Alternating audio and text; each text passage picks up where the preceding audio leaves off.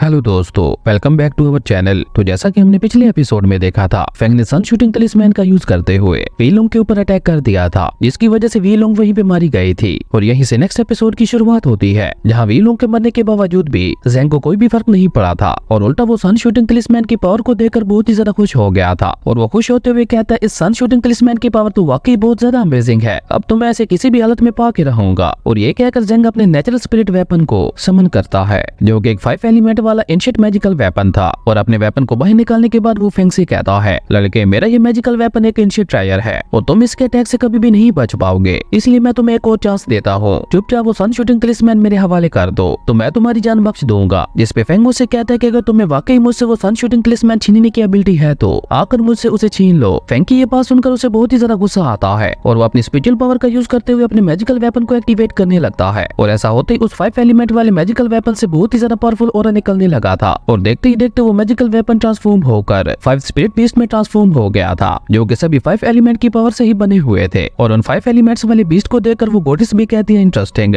और तभी ज़ेंग ने अपने उन 5 एलिमेंट बीस्ट की मदद से फेंग के ऊपर अटैक कर दिया था। और अपनी तरफ आते हुए उन सभी बीस्ट को देखकर फेंग भी काफी तेजी से मूव करते हुए उनके अटैक से बचने लगा था, लेकिन वो ज्यादा देर खुद को उनसे नहीं बचा पाता, क्योंकि 5 एलिमेंट वाले बीस्ट ने अचानक ही पीछे से फेंग के ऊपर अपने फायर से अटैक कर दिया था, जिसके इम्पैक्ट की वजह से फेंग उड़ता हुआ नीचे आ गया था। और इस मौके का फायदा उठाकर अर्थ एलिमेंट वाले बीस्ट ने फेंग के हाथों को जगड़ते हुए उसके ऊपर एक बहुत ही ज्यादा पावरफुल अटैक कर दिया था, जिसकी वजह से फेंग उड़ता हुआ पीछे जा गिरा था, जिसकी वजह से अब फेंग की हालत भी काफी ज्यादा खराब हो गई थी। और ये देखकर ज़ेंग उसका मजाक उड़ाते हुए कहता है, लड़के देखा तुमने, रियल में तुम्हारी और मेरी पावर्स के दरमियान कितना बड़ा गैप है। और ये कहकर ज़ेंग खुश होते हुए कहता है, अब मेरे नेक्स्ट अटैक में तुम मरने वाले हो। यहाँ पे आप सभी लोग सोच रहे होंगे कि फेंग ज़ेंग से इतनी आसानी से कैसे हार गया, तो मैं आपको यहाँ पे बता दूं कि 5 एलिमेंट्स की पावर बहुत ही ज्यादा खतरनाक होती है और जब कोई एक साथ इनका यूज करता है तो सामने वाला कुछ भी नहीं कर पाता। इसलिए 5 एलिमेंट की पावर्स को इस वर्ल्ड की सबसे खतरनाक और स्ट्रॉन्गेस्ट पावर माना जाता है। वहीं ज़ेंग दोबारा फेंग के ऊपर अटैक कर पाता उससे पहले ही वो लड़का बीच में आते हुए ज़ेंग से कहता है, ब्रदर ज़ेंग अब इस लड़के को मेरे ऊपर छोड़ दो। और ये कहकर वो लड़का भी अपना ऑरा रिलीज करते हुए वहाँ पे अपने मैजिकल वेपन को समन करता है, जो कि एक मैजिकल ट्रैप रिंग थी। और अपनी मैजिकल ट्रैप रिंग की मदद से उस लड़के ने फेंग को उसके अंदर ट्रैप कर दिया था, जो देखकर वो लड़का बहुत ही ज्यादा खुश हो गया था। और वो लड़का वहाँ पे जोर जोर से हंसते हुए फेंग से कहता है कि ये एक मैजिकल ट्रैप रिंग है और जैसे जैसे वक्त गुजरता जाएगा इस मैजिकल ट्रैप रिंग के अंदर तुम्हारी मेरिडियंस भी धीरे धीरे डिस्ट्रॉय होती जाएंगी। उस लड़के की ये बात सुनकर फेंग उस मैजिकल ट्रैप रिंग के अंदर से ही बोलता है, मुझे तो यहाँ पे ऐसा कुछ भी फील नहीं हो रहा। और ये कहकर फेंग दोबारा अपने सन शूटिंग तलिस्मैन का यूज करते हुए उस मैजिकल ट्रैप रिंग के ऊपर अटैक करता है, जिसकी वजह से न सिर्फ वो मैजिकल ट्रैप रिंग डिस्ट्रॉय हो गई थी, बल्कि उसी के साथ वो तीर उस लड़के को भी जाके लगा था, जो देखकर वो लड़का बहुत ही ज्यादा हैरान हो गया था। और वो हैरान होते हुए कहता है कि ये कैसे पॉसिबल है। और ये कहते हुए वो लड़का वहीं पे मारा गया था, जो देखकर ज़ेंग को बहुत ही ज्यादा गुस्सा आता है और उसने दोबारा अपने 5 एलिमेंट स्पिरिट बीस्ट की मदद से फेंग के ऊपर अटैक कर दिया था, जिनसे बचने के लिए फेंग ऊपर हवा में उठ गया था। और फेंग उन 5 एलिमेंट वाले स्पिरिट बीस्ट के ऊपर अटैक कर पाता उससे पहले ही फेंग को एंशिएंट बैटलफील्ड के सीक्रेट केव में मिला हुआ वो मिस्टीरियस एग अचानक ही बाहर आ गया था। और बाहर आते ही उस मिस्टीरियस एग से बहुत ही ज्यादा पावरफुल ऑरा निकलने लगा था, जो देखकर फेंग को भी कुछ समझ नहीं आ रही थी कि आखिर ये सब क्या हो रहा है और ये मिस्टीरियस एग अचानक खुद से ही बाहर कैसे आ गया। और जैसे ही वो 5 एलिमेंट स्पिरिट बीस्ट दोबारा फेंग के ऊपर अटैक करने के लिए आगे बढ़ते हैं तो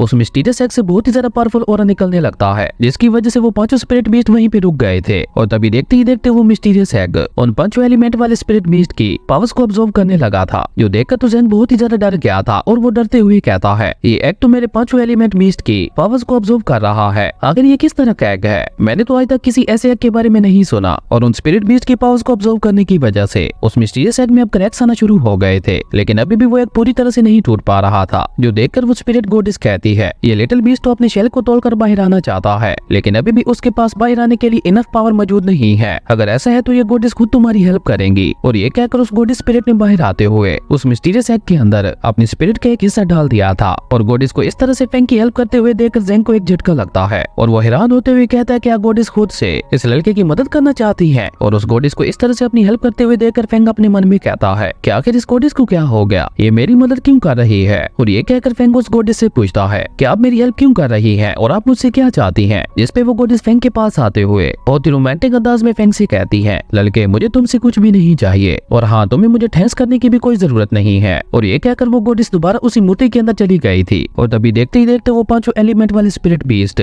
उस एग के अंदर चले गए थे और उसी के साथ गॉडेस की स्पिरिट का एक हिस्सा भी उस एग के अंदर चला गया था, जिसकी वजह से अब वो एग ऊपर हवा में उठ गया था। और अब तो उसे और भी ज्यादा पावरफुल ऑरा निकलने लगा था, जो कि इतना ज्यादा पावरफुल था कि जेंग सिर्फ उसके और प्रेशर से ही काफी पीछे खिसक गया था और तभी वो मिस्टीरियस एग वहाँ पे काफी तेजी से घूमने लगता है और तभी देखते ही देखते उस मिस्टीरियस एग का शेल टूट गया था और ऐसा होते ही वहाँ पे बहुत ही ज्यादा पावरफुल एनर्जी फैल गई थी जो कि इतनी ज्यादा पावरफुल थी कि उसकी वजह से फैंग को भी अपनी आंखें बंद करनी पड़ी थी और ऐसा होते ही वहाँ पे 5 एलिमेंट की पावर वाला एक स्पिरिट बीस्ट उस मिस्टीरियस एग से बाहर आ गया था जो देखकर फैंग भी हैरान होते हुए कहता है ओ तो अब मैं समझा वो गॉडेस इस 5 एलिमेंट वाले बीस्ट को बाहर आने में मदद कर रही थी। तभी जेंग उस स्पिरिट बीस्ट को देखते हुए कहता है ये क्या बकवास है, मुझे तो लगा था उस मिस्टीरियस एग से कुछ बहुत ही ज्यादा पावरफुल बाहर आएगा लेकिन ये तो जस्ट एक स्पिरिचुअल पेट है। रोको सबसे पहले मैं इसी को खत्म करता हूँ। और ये कहकर जेंग दोबारा अपनी स्पिरिचुअल पावर का यूज करते हुए फैंग के स्पिरिट बीस्ट को मारने के लिए आगे बढ़ गया था जो देखकर फैंग भी अपनी मैजिकल स्वॉर्ड को बाहर निकालते हुए जेंग से कहता है कि अगर तुम्हें हिम्मत है तो ऐसा करके दिखाओ। और ये कहकर फैंग ने अपनी उसी हेवनली स्पिरिट बीस्ट की मदद से